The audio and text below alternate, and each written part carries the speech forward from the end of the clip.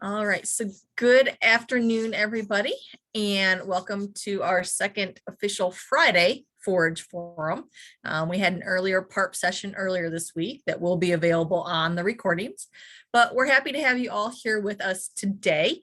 So on Friday, December 10th, for our, like I said, our second Forage Forum for this series.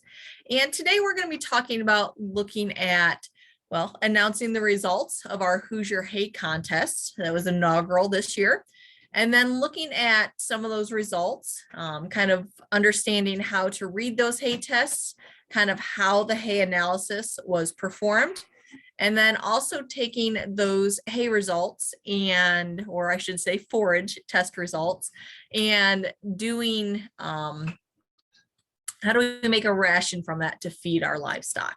So we're excited to have our specialists here with us today.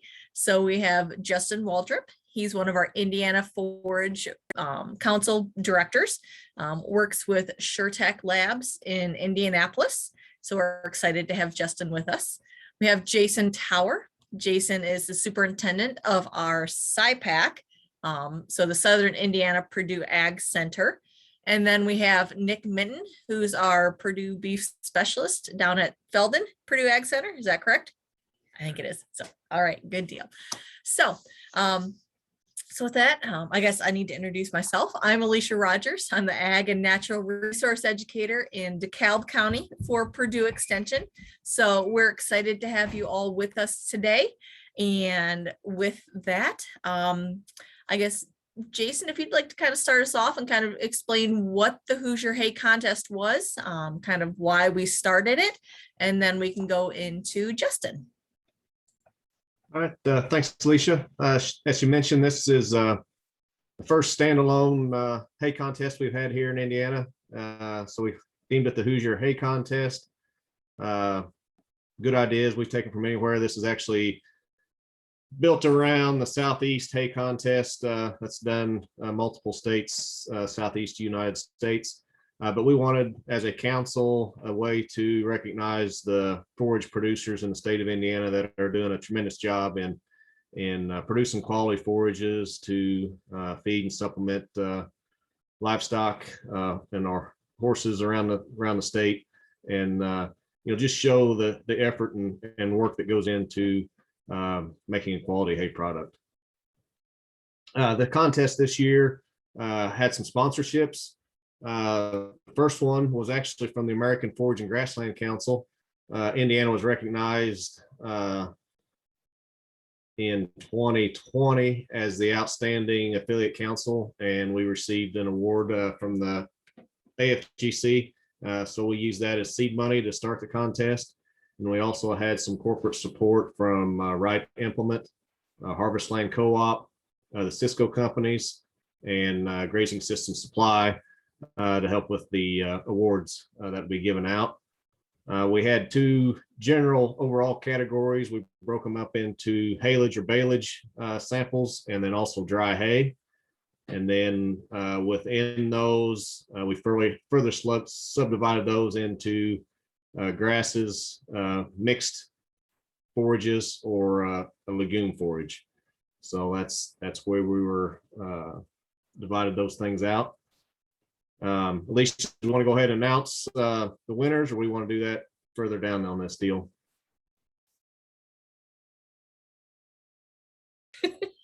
We can do that when you'd like to. If we kind of want to share some of the examples, the hay test, kind of hay analysis first, and then announce towards the end, that's perfectly fine. Yep. Okay, that'll work. All right. All right, so Justin, if you wouldn't mind explaining, because SureTech Labs is where our hay samples were sent for this Hoosier Hay Contest, kind of if you could walk us through kind of that process once you receive those forage samples, what does that look like going through your facility? Okay, yeah. So first off, I want to thank everybody that participated in this year's Hoosier Hay Contest. SureTech was proud to partner with the IFC to bring this contest to light. Forage testing is a big part of our business. We're happy to recognize those growers that excel in producing quality forages. So like Alicia said, so basically the process when it comes to SureTech is all samples are analyzed using the following. The samples are dried and ground through a 1 millimeter screen to be analyzed using near infrared spectroscopy, or NIR. NIR is a quick economic alternative to wet chemistry analysis, using models backed with thousands of samples analyzed using wet chemistry methods. It's been around in the feed industry since around the 1980s. And over the years, new constituents have been added, including different digestibility models, as well as total fatty acids and things like that. For this contest, the council decided to rank forage on their RFQ, or the relative forage quality. Some of you producers may be more familiar with the older relative feed value, or RFV. Both of these acronyms were designed to give buyers and sellers a simple value to evaluate different forages rather than trying to interpret each line item on a report. So RFQ was developed as an improvement on the relative forage value or feed value to better compare the nutritional value of forages, particularly grasses.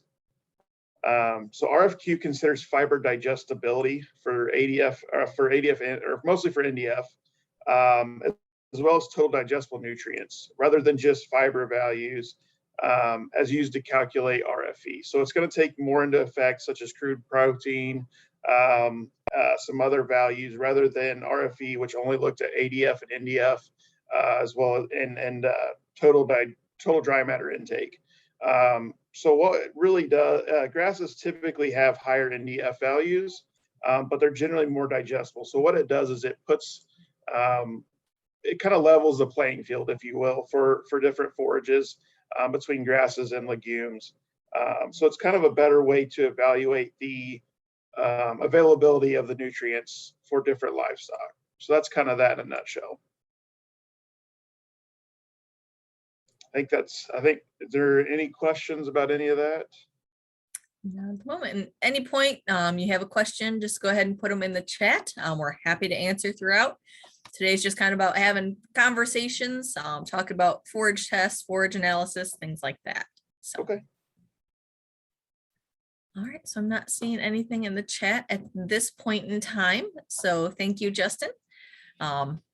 So I guess that brings us to Nick next. So like we said, Nick is the beef specialist down at Feldman Purdue Ag Center, helps run or does run the Indiana beef testing program, or beef evaluation program. There we go. And so with the bull sales and things like that going on down there.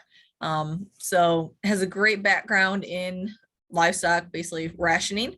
So he's going to walk through some of the examples that we have from some of the forage analysis that we received from the Hoosier Hay Contest, just to see how looking at different samples can really change what we need to be feeding our livestock. So do you need host capabilities, Nick? I do, please. Okay.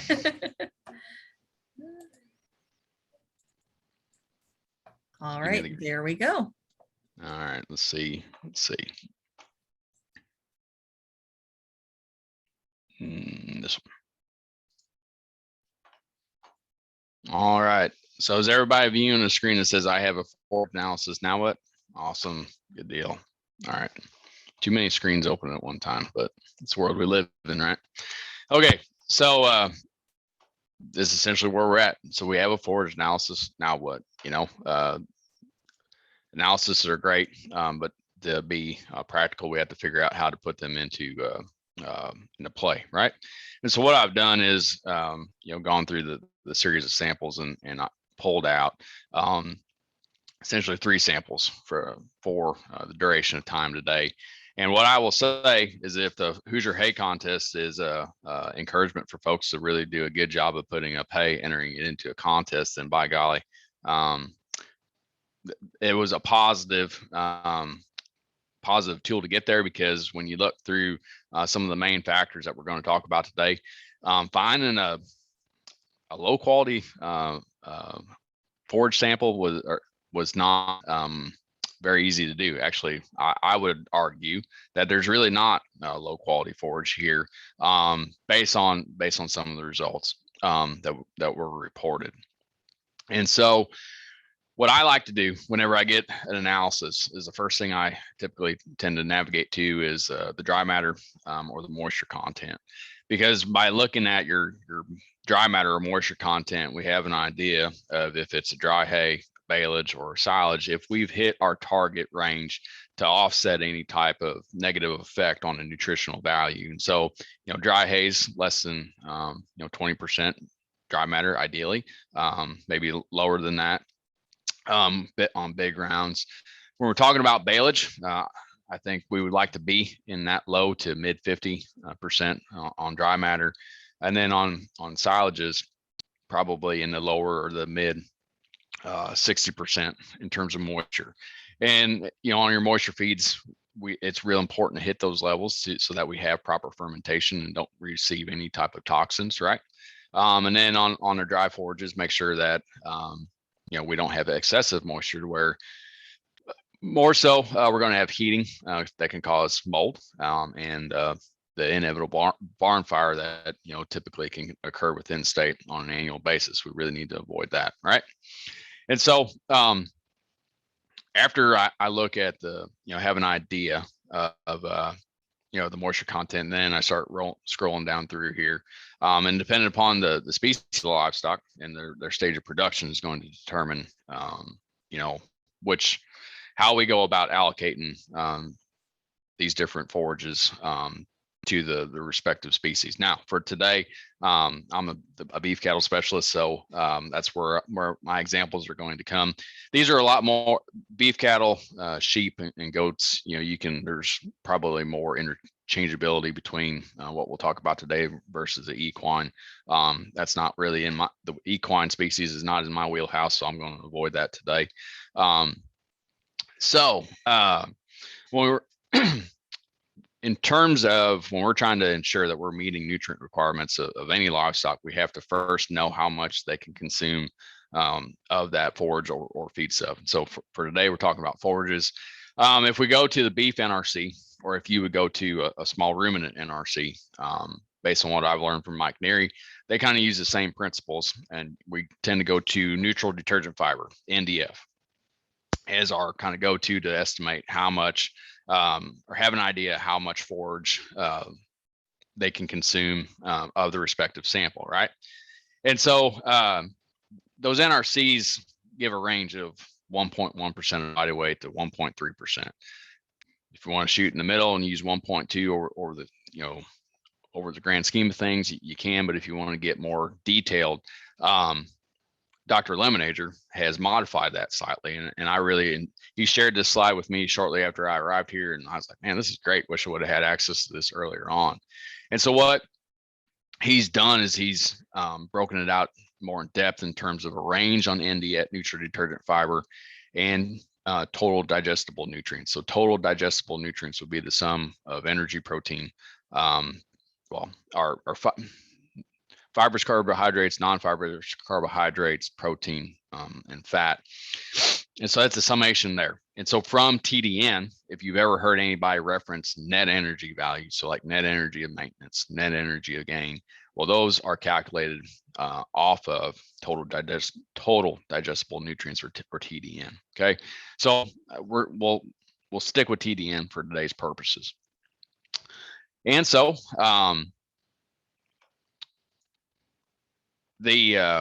with that being said, for today we have, based on the forage samples that I've selected, we're going to be looking at what I would consider moderate quality forage or high quality forage.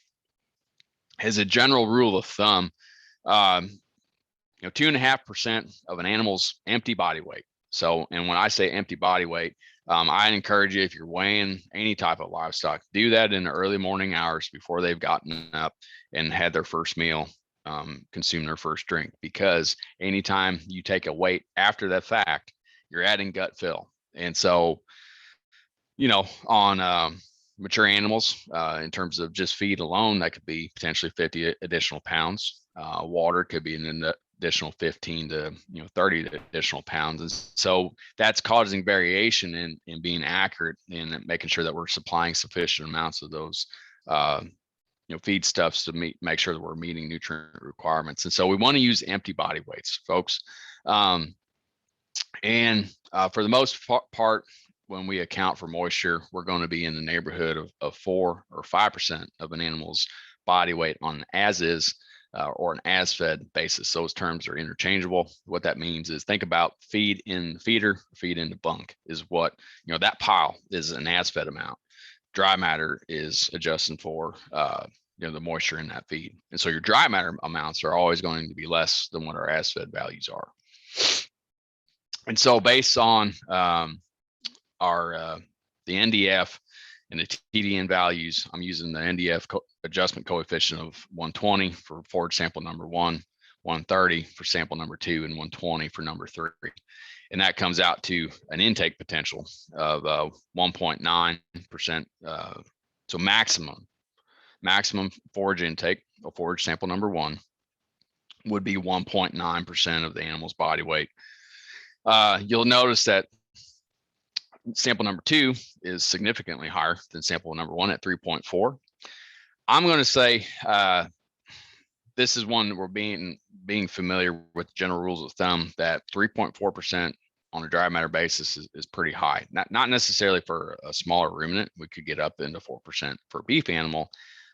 Outside of lush pasture, I'm going to say with your forages or your baleages, at 3.4% is probably exceeding that ability. So I would feel more comfortable starting at 3% of dry matter intake with sample number 2. And so for today's purposes, I started with 3.3% of their body weight versus 3.4, and then 2.4 for sample number 3. And okay, so I kind of changed the rules there. Well, with number 2, let's say we're starting with 3, start feeding the feed, accounting for how much forage we allocate for that day, and estimating. So if we know, I would encourage you to try to capture a weight on the bale. And then if you know the moisture, then we can account for how much dry matter you're actually putting out. So you have an idea. You have an idea of the number of animals that are in the pen or in the pasture. And then we can estimate, okay, realistically, that bale should last 3 or 4 days. Okay, so if they're moving through that, intake is sufficient. Paying attention to the manure piles. If the manure pile is starting to stack up, and you see separation within those cow pies, or pellets, might be indicative that the forage we're not really on target, and that it's not as digestible as what we think. Or manure pile is actually ideally the mashed potato pile, cow pie, and then maybe they can consume more than what I'm allocating them for. And so in addition to the forage analysis, you have to pay attention to how much feed they're going through on a daily or a couple day basis, and also paying attention to the manure. You can tell a lot by reading cow pies on a daily basis fairly often. Let's get through this. Okay, so moving into the first example. All right, so we have this 1,400 pound cow at a body condition score of 5. So you might be thinking 1,400 pounds, that's a big cow. I don't think we have any big cows. I would suggest that if you start running cows across the scale, now, if you're down at SciPac, we have confirmation that those cows are not that big. And so every operation is different. If you come here to Felden, those cows are probably going to be pushing north of 1,400 pounds at a body condition score of 5. So a body condition score of 5, whether it's a beef animal or a dairy animal, that animal is thin, not excessively too thin or excessively, they're not fat. The thing is that we don't want them to really drop below a body condition score of 5. The research would suggest that they're still able to be reproductive at that body condition score. And so that's kind of our base weight. And we can make adjustments as that body condition score changes, but that's not really for today's purposes. So, so we have this 1,400 pound cow, right? And so on a daily basis, depending upon where she's at in her production cycle, And then where she's at in terms of genetic potential for milk production is going to influence how much energy she requires on a daily basis and how much protein she requires on a daily basis, right? When we're in mid gestation, there's not, fetal development's not real rapid. She's not lactating, and with mature animals, they're not growing. And so our nutrient requirements are least, right? But as we move into late gestation, the fetus starts, a great deal of growth, the most growth during the gestating period. And so she's starting to have to divert nutrients towards that fetus. And then once that, she calves and milk production ensues, especially in the first, let's call it 60 days going into peak lactation, is when she's going to experience her greatest nutrient requirements. And so when we have these, our forage analysis of our hay inventory, then we can start going through and figuring out how to allocate our forages, and we can figure out if we need to supplement, right? Based on, so we already went through today on how to estimate maximum dry matter intake. And so by using the coefficients, the 120 or the 130, so for sample number 1, based on 1,400 pounds, maximum she can consume is 1.9% of her body weight in dry matter forage.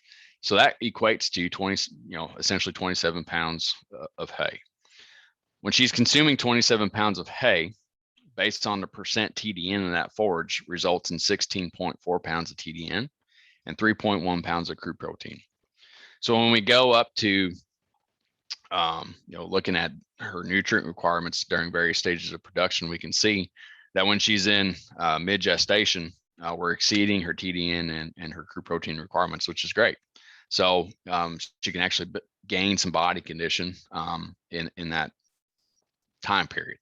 Or, maybe we consider how we might be more efficient with that forage, and maybe we start talking about how to allocate it differently, or maybe restrict feeding and so forth. However, as we move into periods of production where we start increasing requirements, at sample number 1 is still consuming or providing 16.4 pounds of TDN, and we're meeting requirements in late gestation. But whenever even if she has a genetic potential she's on the lower side of milk production, we're deficient from an energy perspective, but we are meeting requirements for crude protein.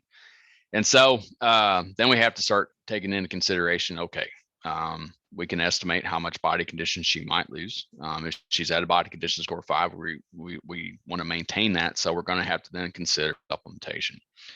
And depending upon where you're at in the state, where you're at in the Midwest, options for supplementation are going to vary drastically. And then also, what can you realistically use on your farm? And so, there's a number of things, folks, that we can supplement. We had to identify first, though, if the need to supplement occurs. And so that's the importance of conducting these forage analysis. Even if it's the only thing you have to feed, at least you can prepare yourself if animals are going to start losing condition and you may compromise their production. However, let's say, sample number 1, 2, and 3, we have them all on farm. Well, by golly, sample number 2 is blowing the barn doors off in terms of supplying energy and protein. And so we might be I would suggest then we start figuring out how do we limit feed sample number 2 in conjunction with sample number 1, where we can meet the animal's requirements primarily through forage. And we know that because of the forage analysis. Let's change gears slightly and consider our first calf heifers, or, think of your replacement ewes, and they're going into their first partition. And so in this instance, this is a 14. So when she's mature, she's going to be 1,400 pounds. But in mid gestation, she weighs 950 pounds, right? Because she's not mature, she's still growing. And so at mid gestation on this first calf heifer, her TDN required on a daily basis is 10.6 pounds, and her crude protein is 1.6 pounds. So same forage analysis. intake's going to differ because her based on her weight in terms of body maintenance or maintenance requirements and growth requirements compared to that mature cow. And the good news is that sample number 1 is meeting or exceeding requirements for energy and crude protein, as is. And so we're not really in any of these options in mid gestation would be conducive to meeting requirements. Actually, sample number 2 and sample number 3 is probably not the most ideal forage to feed because, if we're needing to gain condition, sure. But if we're not, then we'd probably need to, maybe we can market it, and buy, buy hay that's aligns more with our production needs. And so you can make some money off of your hay and buy a hay that's going to be more efficient for you to utilize. Or you can set sample number 2 or sample number 3, keep that to the side whenever she starts lactating, right? Early lactation. So you'll note that all of a sudden her body weight jumped up to 1,070 pounds. Well, from mid gestation to lactation, she's gained, right? And so she has to consume more because she has more body mass to maintain, in addition to still growing, in addition to lactating, in addition to recovering from partition and gearing up to rebreed in a fairly short amount of time.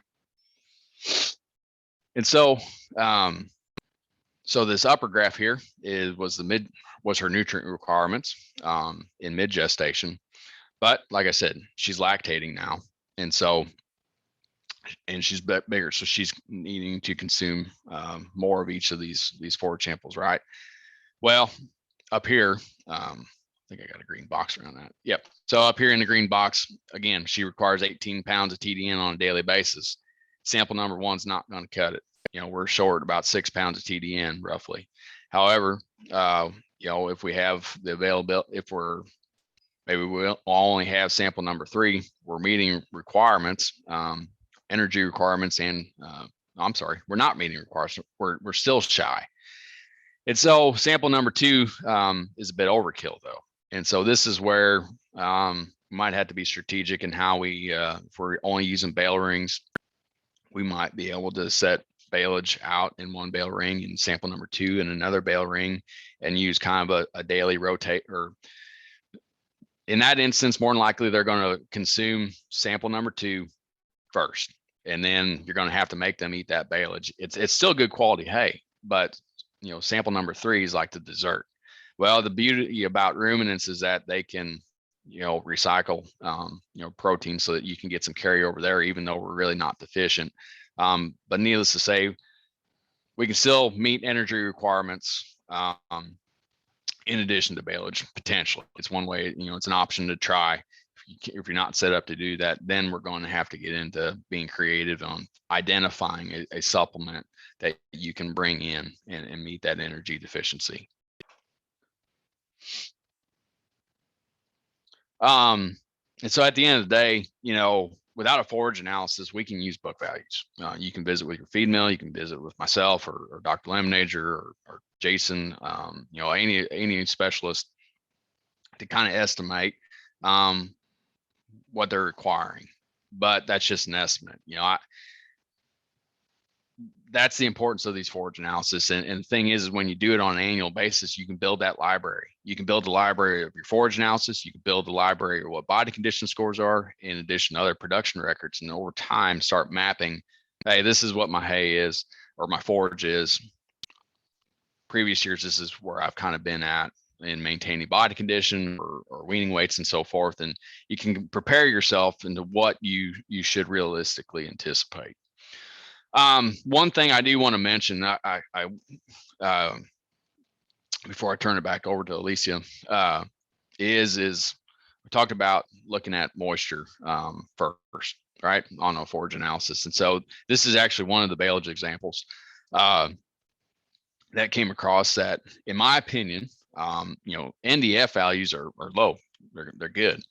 However, in my opinion, the moisture on this baleage is a little high.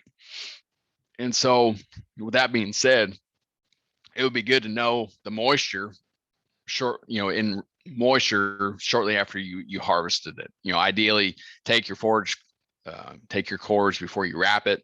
That way you have an idea what the moisture is. And then you still need to feed, sample it closer to, when you're going to feed it out. The thing is if you know that your moisture is outside that window, you can prepare yourself to, I might have to bring in some additional feed resources because it may not be safe to feed, and so with these type of moisture levels, I would encourage producers to have a more thorough analysis conducted, making sure you know the pH, and a more thorough a VFA profile. So lactic acid, propionic acid, butyric acid, acetic acid. The thing is if your pH isn't low enough, so it needs to be less, in the 4 range to kill off or not kill, prevent the unwanted bacterial growth from occurring. The other thing, if our butyric acid levels are relatively high, it's got kind of a pungent odor to it. More than likely, folks, you could be in a position where you can't safely feed that. And so that's what I'll kind of conclude on. And we can answer questions later on. I will turn. The other thing is if you get, so if you go down to lignin, more than likely, if there's a number that doesn't look quite right to you, you just reach out to the lab and say, hey, could you, recheck that number? More than likely, if you're having a negative value, it's because something is below detectable limits, and that there's nothing wrong with the analysis. It's just how the report was. But I've not come across a lab yet, if something doesn't look quite right to you, that they're more than willing to rerun that sample for you. So I will stop sharing. I think you have more control now. All right, thank you, Nick. You So bet. a couple of questions that I had. At the beginning, you had mentioned NRC. What does NRC mean when we're talking about beef and sheep and small ruminants and things? Sure. Yeah. So the NRC is a nutrient requirements committee. And so there's, it's a group of professors or specialists within their respective fields that the NRC, in short, that council has nominated individuals to review the current NRC, review research from the time the last NRC was published to present day, and determine if there's been needed updates based on the research that we know. Okay. In the beef NRC, they've made some changes over time in terms of how we're calculating, NEM and any net energy for maintenance or net energy gain. They might vary slightly. And in all honesty, dependent, some folks still, there's always, the NRC is going to be kind of considered maybe the gold standard. And that's not to say you might find someone that's still using some dated numbers and or other numbers. That's because of the research that they've been more familiar with, but NRC is the gold standard. All right, thank you. Second question I had was, you mentioned weighing the animals, things like that. How often throughout the year should we be weighing them so we get a more accurate idea on how to balance? Sure. So I would encourage folks to have a weight at weaning time on, any respective species to kind of know where they're at after, the progeny have been weaned off, because once once they stop lactating in a female, then you have, a designated amount of time to where you can really adjust the forages that they're consuming or supplementation, and really make up some ground if you have to put some condition on them. And then I would encourage them to capture a weight probably 60 days before they're going to lamb or calve. That way, if they're still a little thin, and you've set a goal, you have some time to put condition on them, because once they begin lactating, it's going to be tough to put any type of gain on them, or really at that point you can just prevent additional condition from being burnt, mobilized to meet requirements. And one way, let's say that it's well within practice to increase body condition going into calving, and knowing that okay, they're at a 6 body condition score at calving, our forage quality isn't such, we're not going to be meeting requirements, and they might lose a half a body condition between calving and breeding season. Well, we're still within a safe range. All right. In terms of, we're talking about growing animals, feeding them out, probably weigh them at delivery so that how much you need to know how much to feed them over that receiving period, getting them acclimated to their new surroundings. And so you're going to have to make sure that they're hitting those targets on percent of body weight. Okay, once you have them straightened out health wise, then capture an on-test weight. In a research setting, you're probably going to be weighing them every 28 days. In practice, you're going to have an on-test weight, probably a midpoint weight, and then close to when those animals are getting ready to market. And that's weighing, a handful of them a couple weeks out from marketing time point to make sure that you are at that weight, so that you're not marketing animals that are, under what you've agreed to send them out as, or maybe they're over, and then you're like, oh, then they're excessively heavy and you might actually receive discounts. So.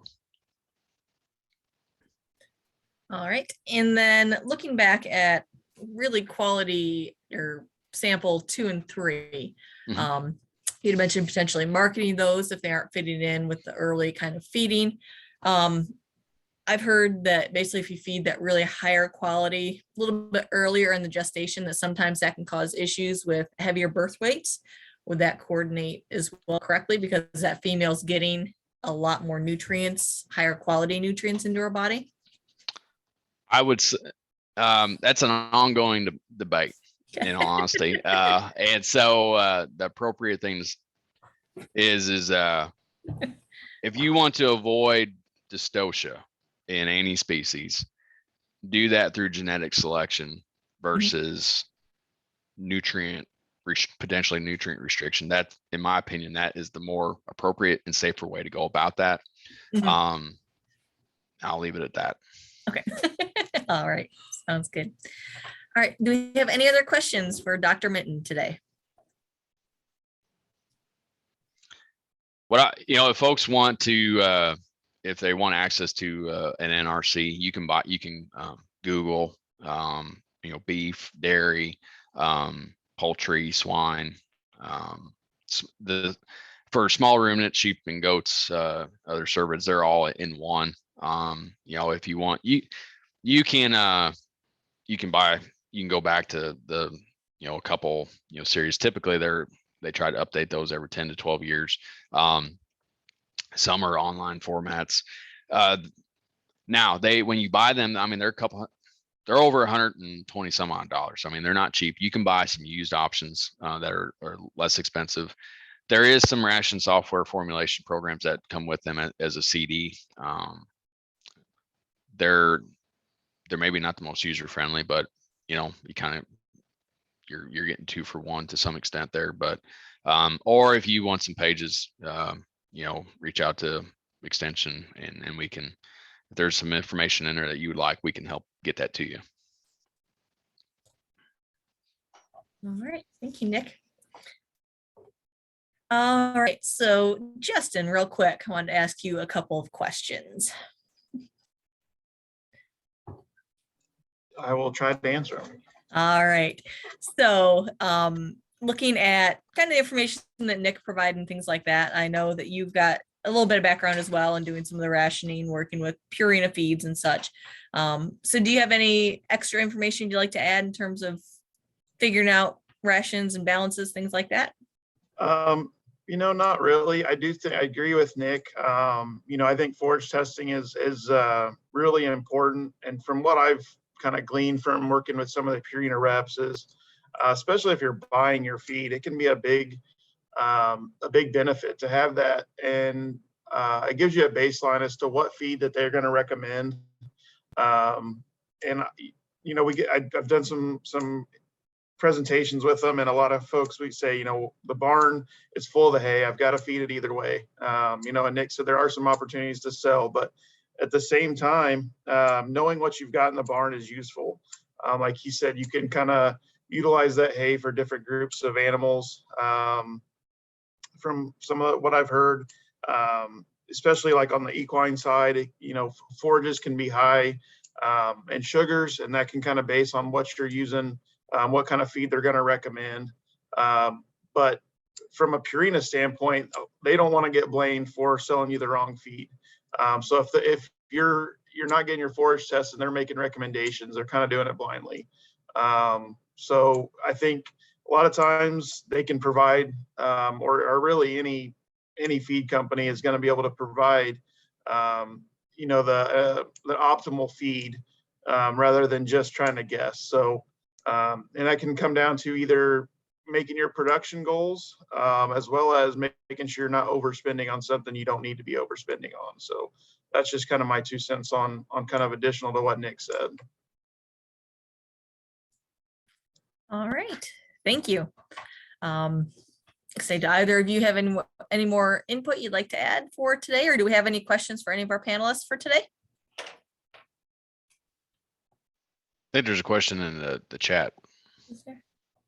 Okay, it may have gone to you because I don't see one. Oh. Yeah. And so it says, discuss procedure for collecting samples to be sent to a testing lab. Justin, we might be able to team up on this, because if I'm sending, I try to follow the rules. You go on SureTech's website. It's real handy because they tell you the amount of the amount that they need to conduct a thorough analysis, but also, we want to get as representative sample as possible. And so knowing the correct number of bales in a lot to sample, and not just going to the middle bale in the middle row and pulling out, a core from one bale. The other thing is making sure that we're going against, if we're dealing about a round bale, don't go from the end, go from the side. So we're going through the layers, making sure that that probe's not being split between the layers. There's various,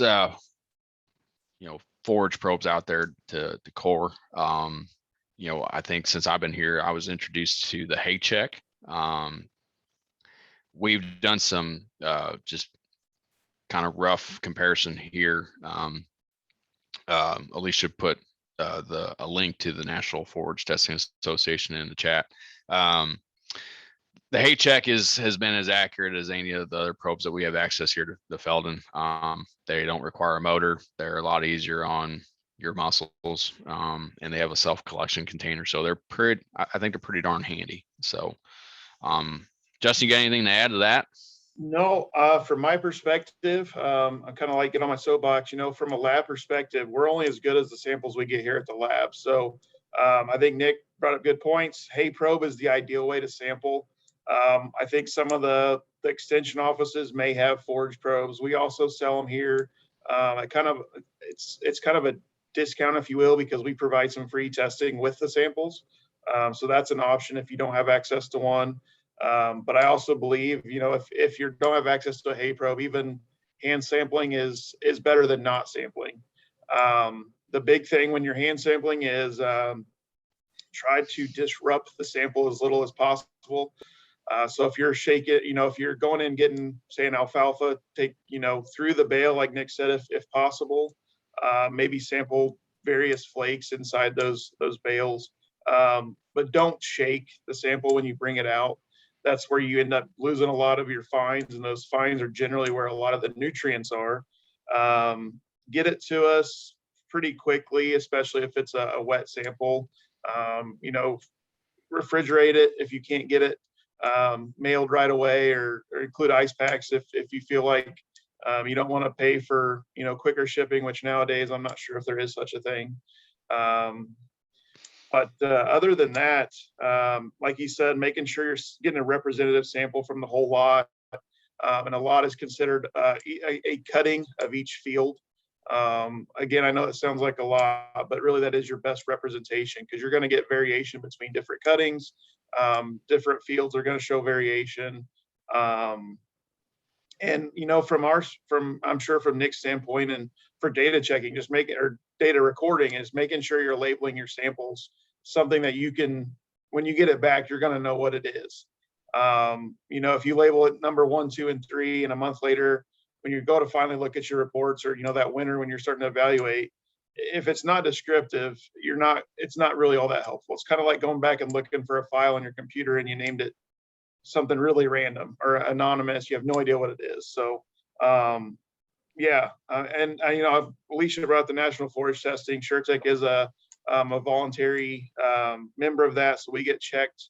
I believe it's quarterly, and compared to other labs. So, and like Nick said earlier, if there ever is a question on a report, feel free to reach out. We're happy to have us, test it every now and then. As far as confirming data, we're confident in our data, but at the same time, we are still humans, and we are working with unknown samples here. So it's always, if you have a question, it's better to ask rather than just assume. So. And I'll get off my soapbox now.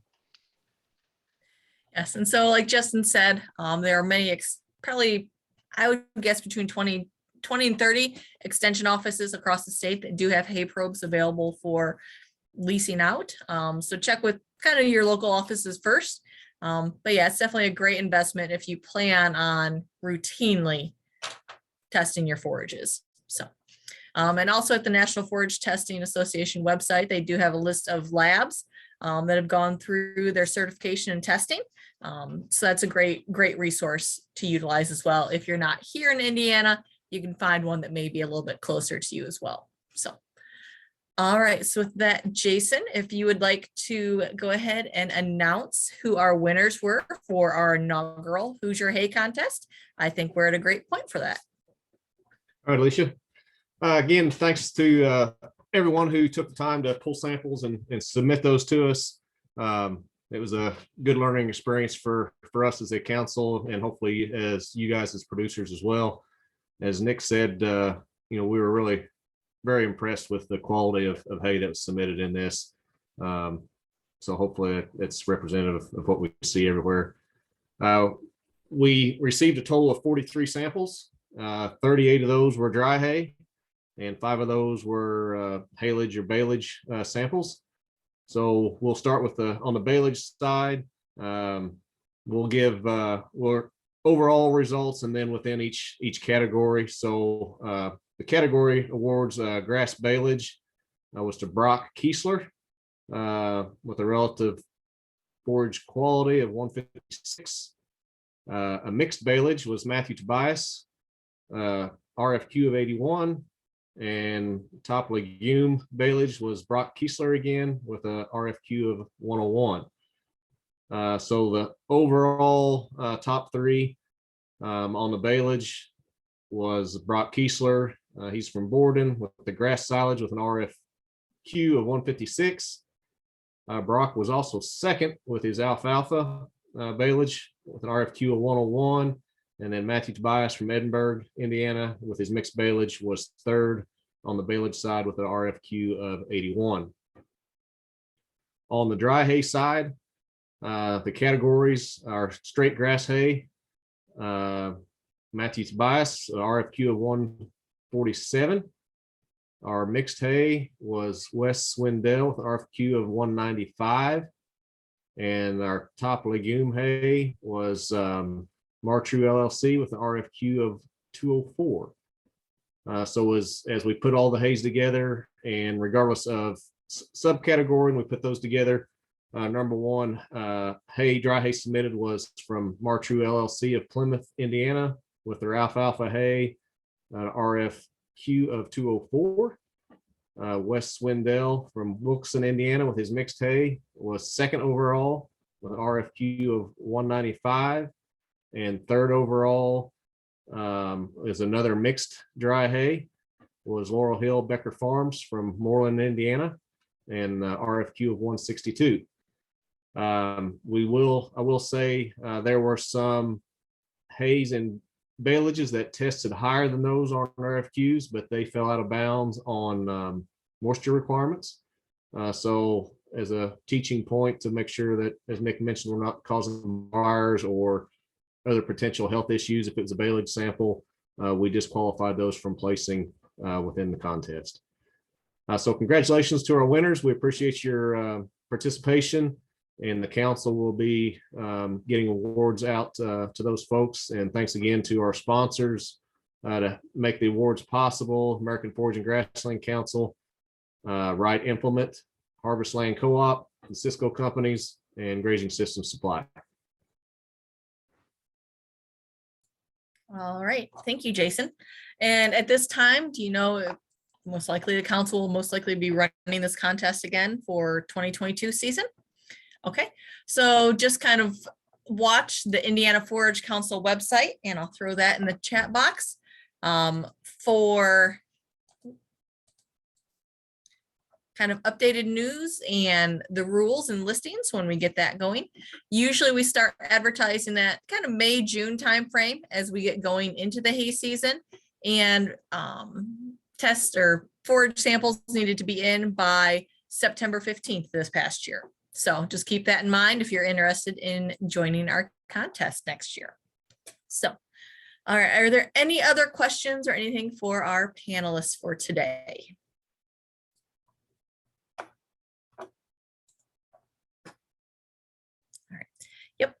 And so we thank you all for joining us today. We do have a quick poll before we lose everybody for today. So if you wouldn't mind taking that for us, we'd appreciate it.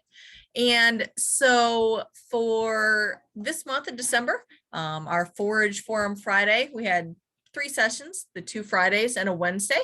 And so for the next few weeks, we will be taking some time off for the holidays.